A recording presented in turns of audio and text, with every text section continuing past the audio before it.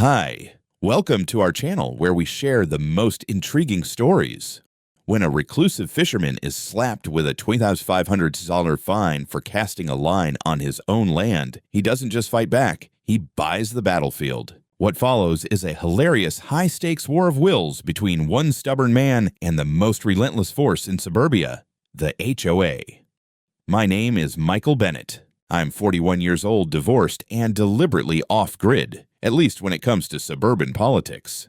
A few years ago, after a career in logistics and one particularly draining marriage, I took what I had, bought an old farmstead just outside of Gainesville, Georgia, and swore I'd never have another neighbor within spitting distance. The land wasn't fancy, but it was mine. 6 acres of rolling green with a weathered barn, a creaky front porch, and most importantly, a tranquil lake that curved along the northern edge of my property like it had been poured there just for me. Most evenings, I'd sit out near the lake with a folding chair, a cold drink, and my battered old tackle box, just casting for the simple pleasure of hearing the soft plop of a line in water, carp mostly. Not glamorous fish, but they didn't judge, and they didn't talk politics. Fishing became my meditation. I wasn't bothering anyone, and no one was bothering me. That was the deal.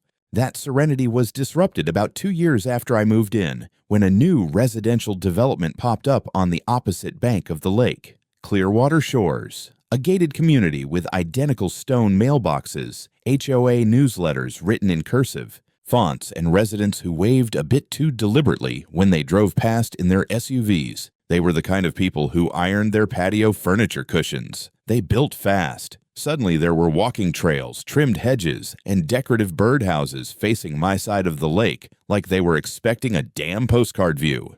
At first, I didn't mind. Their property didn't cross my boundary, and mine didn't cross theirs. We had water between us, literal and figurative. Sure, the occasional jogger gave me a funny look while I fished shirtless, but I chalked it up to suburban awkwardness. I wasn't one of them, and I didn't want to be. But then came Laurel Sanders. She moved in as Clearwater Shores' self-declared president, though I later learned she'd strong-armed her way into that title during the first HOA potluck. Mid-50s, tightly wound, always in pastel sportswear and a Bluetooth headset, Laurel had the kind of energy that made you feel like you were already in trouble for something. She never introduced herself to me formally, just occasionally glared across the water like I was some smudge on her perfect community tableau. I didn't think much of it at first. People like Laurel don't interact with guys like me. I live in boots, speak in dry sarcasm, and haven't owned a collared shirt since my cousin's wedding in '09. Our orbits weren't supposed to cross.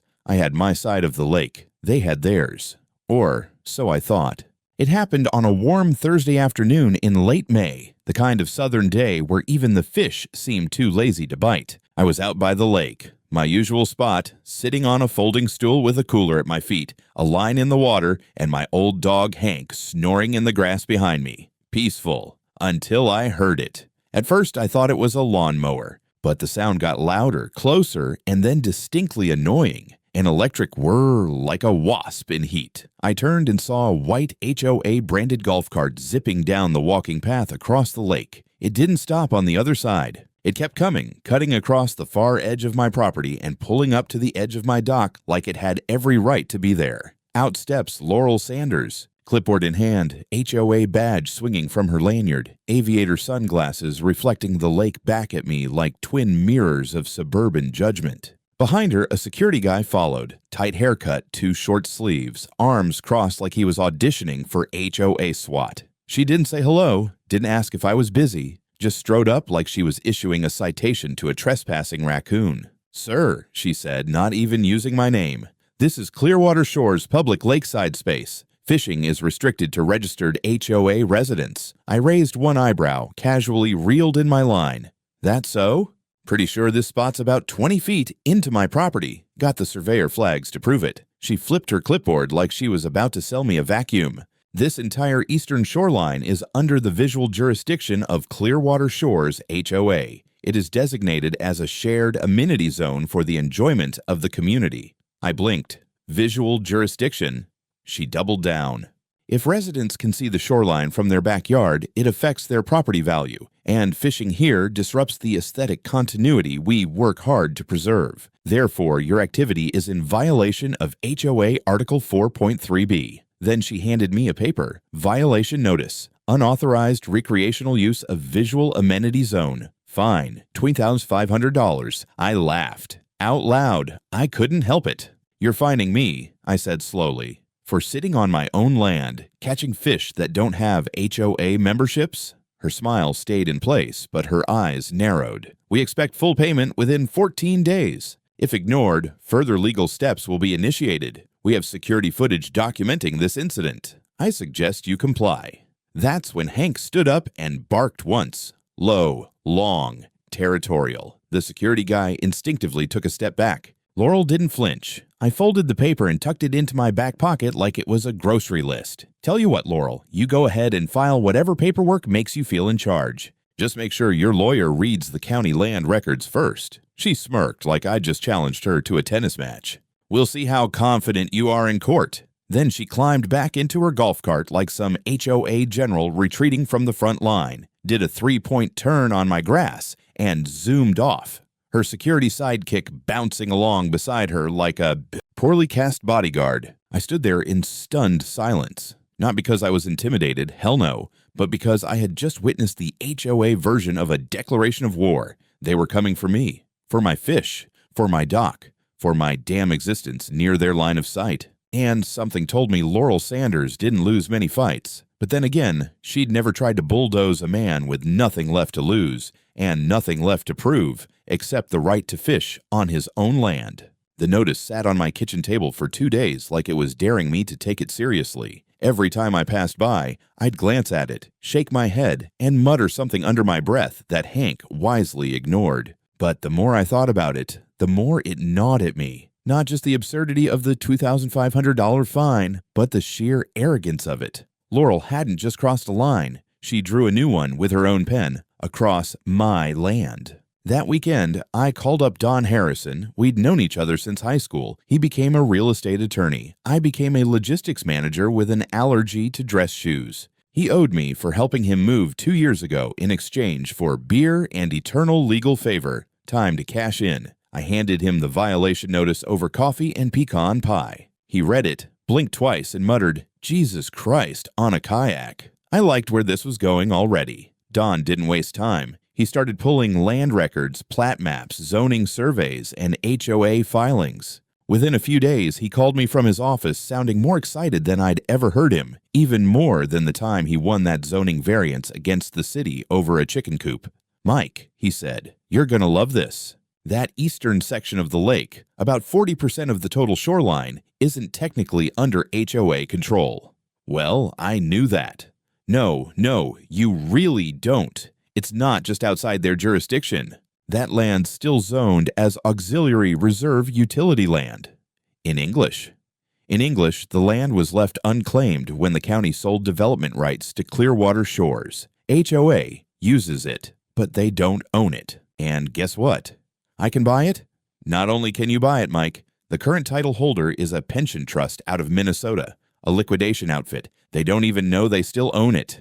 I called their rep this morning. I asked if they'd be open to selling. "Let me guess," I said, leaning forward. They said yes. They said they'd sell it to the first idiot who files the paperwork and wires the funds.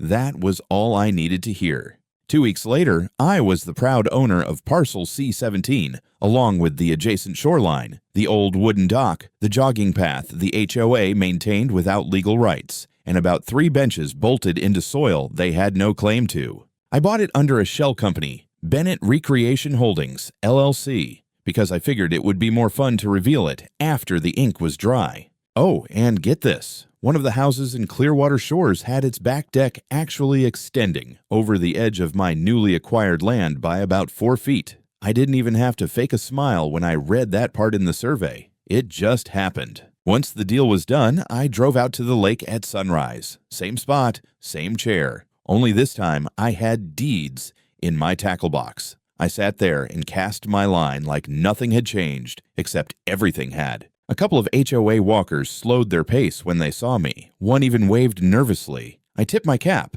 I hadn't just defended my rights. I had bought the battlefield. The first thing I did after the deed was notarized and recorded was walk out to the lake and plant a sign. Private property. Trespassers will be fed to the carp.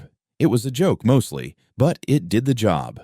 Within 24 hours, I noticed fewer joggers. Within 48, a couple of the HOA's decorative birdhouses had mysteriously vanished from the old dock. And by the end of the week, my newly inherited stretch of land was the talk of the entire neighborhood, especially after I had the jogging path gated off with a solid, tasteful, yet unmistakably locked iron gate. But that was just the appetizer. See, I didn't want revenge. Not really. What I wanted was clarity. I wanted Laurel and her clipboard crusaders to understand that they didn't run the world, or at the very least, not my shore of it. So I made it official. I filed a land use notice with the county to rezone the area as a private recreational parcel, and I put up professional signage along the old jogger trail that now read, "Notice, this is not part of Clearwater Shores. This land is privately owned and not accessible to HOA members. For access inquiries, contact management, and bring cookies." Next, I hired a local landscaping company, not one of those sterile HOA-approved ones, but a rowdy bunch of good old boys with beards and classic rock blasting from their pickup, to remove all the benches, trash cans, solar lights, and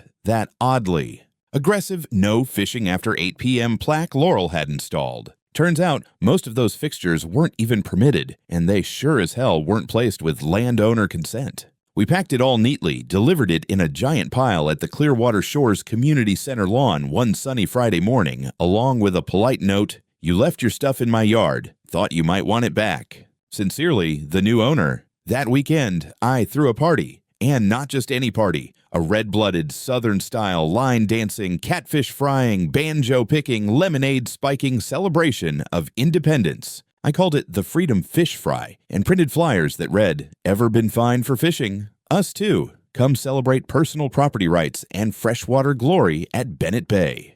We grilled enough meat to offend a vegan cult. We set up cornhole, horseshoes, a live band, and a Biggest Carp Wins a Cooler contest that brought in folks from 3 counties. Families spread out picnic blankets across the newly cleared land. Kids waded in the shallow edge. Hank ran around in his American flag bandana like he was hosting the thing. At the far end of the old jogger path, now my path, we placed another sign on the locked gate. HOA, hands-off area.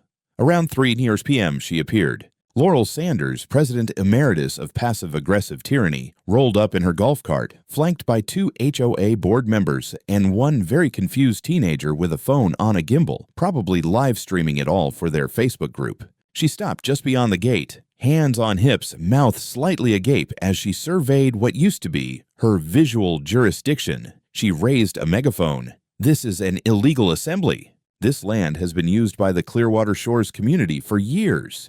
You can't just..." I grabbed my own megaphone because I had seen this coming and climbed on top of a picnic table. "Hi, Laurel. Great to see you again. I'd invite you in, but the gate's locked. And I don't believe we've received your RSVP or cookie bribe." Laughter erupted across the lawn. One of the board members awkwardly turned away. The gimbal kid smirked and kept filming. "This is a violation of public trust," she shouted. "Nope, it's a celebration of private trust ownership, but you're welcome to cast a line if you buy a day pass. They're $2,500. Even Hank barked at that one. Laurel clenched her fists, then spun her golf cart around in dramatic fury, nearly taking out a sprinkler I'd just had installed. I raised my megaphone one more time. "Oh, and next time, bring tartar sauce." The band kicked up again. The party went on into the evening, and as the sun dipped low over the lake, I sat back in my folding chair, holding a beer in one hand, my dog curled up at my feet, and thought, so this is what freedom feels like. I figured they'd strike back. You don't knock over the Queen's bird bath without expecting a royal tantrum. Sure enough, barely a week after the Freedom Fish Fry, I received a thick envelope via certified mail, hand-delivered by a man in a suit so stiff as he looked like his soul had been dry-cleaned. Inside, a formal lawsuit, Clearwater Shores HOA v. Bennett Recreation Holdings, LLC. Allegations included restriction of public access to a historically utilized communal resource, destruction of HOA property, and my personal favorite, emotional distress inflicted upon homeowners due to removal of legacy fixtures. I laughed so hard I spilled coffee all over Hank's ears. He didn't mind, but I did call Don right after. "Oh, they really went for it," he said, flipping through the suit. "They even cited a 1987 case about a neighborhood duck pond. This is their Alamo." Good. I was ready for war.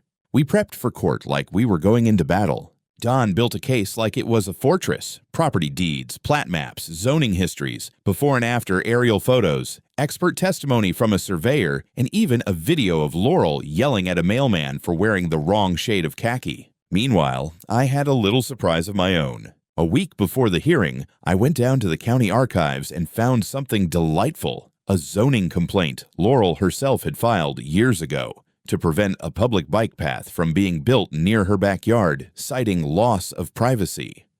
I printed it on poster board, labeled it Exhibit Hypocrisy. The day of the hearing, I wore my cleanest jeans, a flannel shirt without holes, and brought 3 things: a binder of documents, a copy of the U.S. Constitution for show, and a thermos of very strong black coffee. We walked into the courthouse like cowboys entering a saloon. On the other side, Laurel in a charcoal gray pantsuit, flanked by 2 HOA lawyers, both slick-haired and tragically unaware of how underprepared they were. Laurel didn't look at me, but I caught the twitch in her jaw when I casually set my thermos down and smiled. The judge, an older gentleman with a mustache that could win elections in Texas, took one look at the HOA's opening argument and sighed audibly. "So let me get this straight," he said, adjusting his glasses. "You're suing Mr.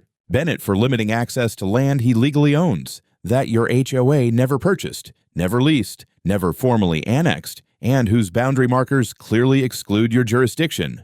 Laurel's lawyer cleared his throat. "It's about historical usage and community reliance, Your Honor. This parcel has functioned as part of Clearwater Shores for over a decade." "Functioned," the judge repeated, "like a borrowed lawnmower." Snickers rippled through the courtroom. I glanced at Don. He gave a small, smug nod.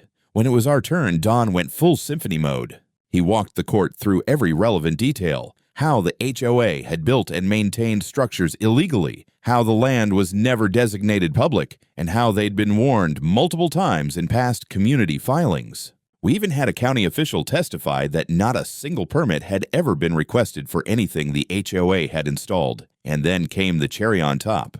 Don wheeled out the poster board with Laurel's old complaint, blown up in bold letters. "Clearwater Shores must preserve homeowner privacy, public pathways devalue property, and invite liability."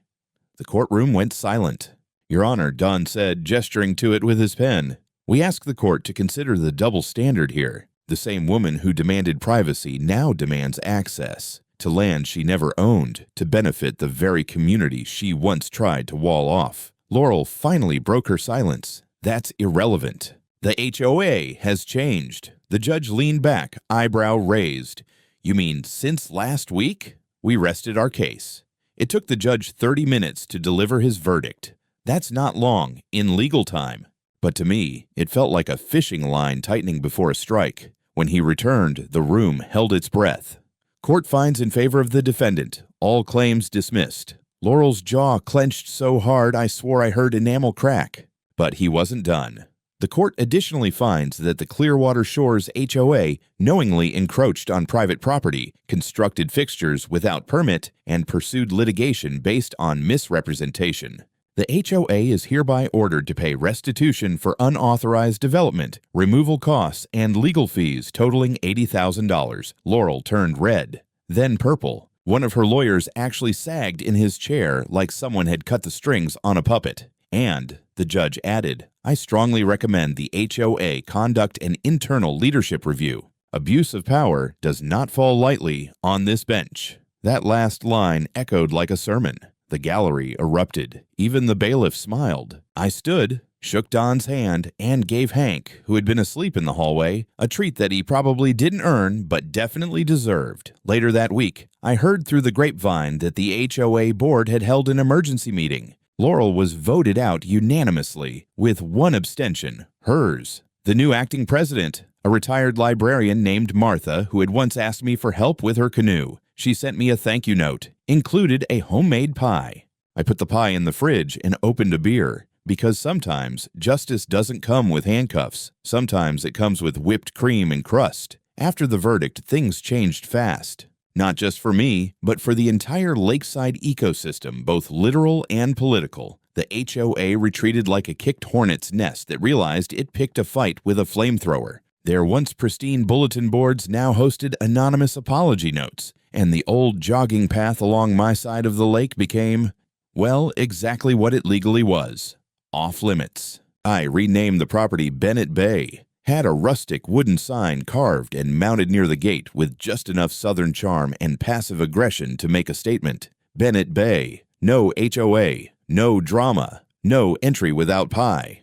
People laughed, and yet I started getting pies from people I'd never met. Banana cream, pecan, even one suspiciously aggressive key lime. It was like a sugary peace offering from a guilt-ridden suburb. The new HOA board under sweet Martha the Canoe Lady sent me an official letter thanking me for reminding the community of the value of private boundaries and lawful conduct. It was polite, underlined, typed in Comic Sans. The legend started not long after. I'd walk through the farmer's market and overhear whispers. That's him, the guy who bought the lake.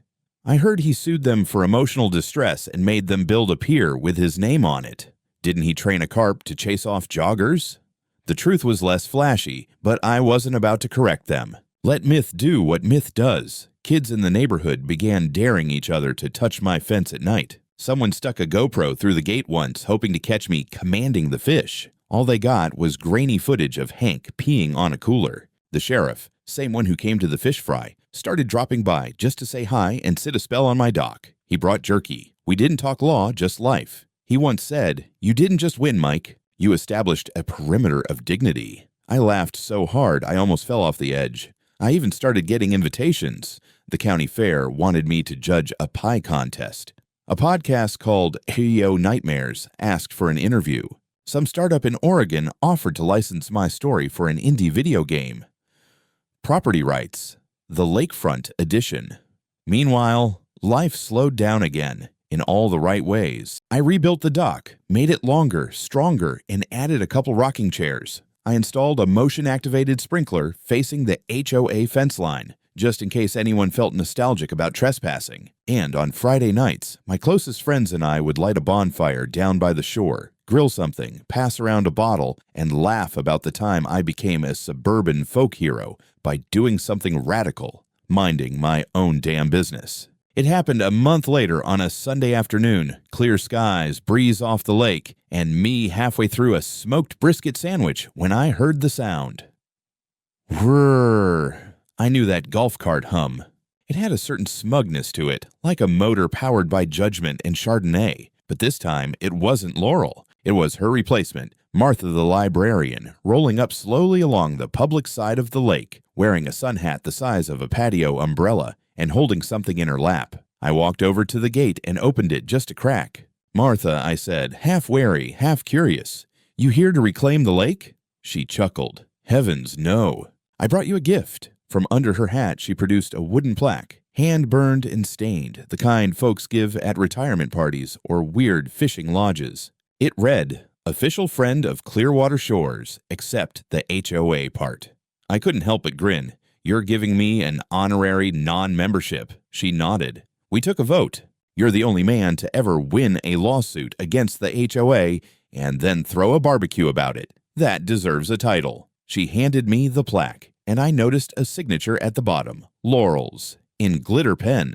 She moved to Tampa. Martha added, HOA exile, so to speak. She's running a condo board now. Last we heard, she tried to find someone for owning a hammock. We both laughed until Hank barked at a passing squirrel as if on cue. Then Martha leaned in conspiratorially.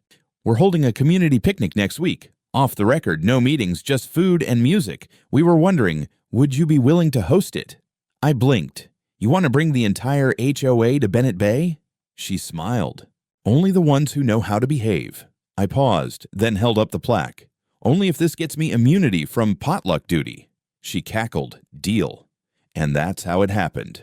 The following Saturday, as the sun dipped behind the trees, a crowd of former strangers, some of whom once tried to sue me into oblivion, gathered around fire pits on my land, plates full, kids splashing by the shore, and one of them, no kidding, wearing a t-shirt that read, "Visual jurisdiction my ass." Later that night, as I toasted a marshmallow next to Martha and watched the lights twinkle across the bay, I thought, maybe victory isn't about winning a fight. Maybe it's about building a fence, grilling a steak, and inviting the right people inside. And maybe, just maybe, a man can buy a lake, throw a party, and rewrite the rules, one fishing pole at a time.